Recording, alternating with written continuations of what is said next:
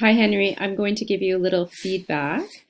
So we were working on passive voice. Let's check and see your use of the passive voice. First, wash and clean the seafood. Second, cut in half. So the expression is cut in half, a fine onion.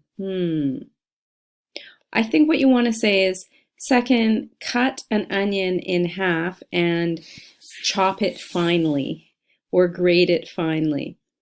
Third, measure the portion of rice to, here we want to use the passive voice, to be cooked. After this, put the pot on the stove, then add 2 tablespoons of oil in the pot, then add onion, then add twice as much water from the rice portion to cook. Oh, okay, we don't need that. So then add twice the amount of water because the proportions are 2 to 1. So 2 cups of water to 1 cup of rice. Then add salt and shrimp.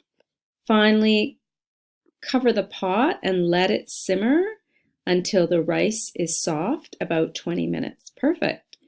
So there's not a lot of passive voice here. So maybe you want to try another process. You could use another recipe, but try to include more of the passive voice.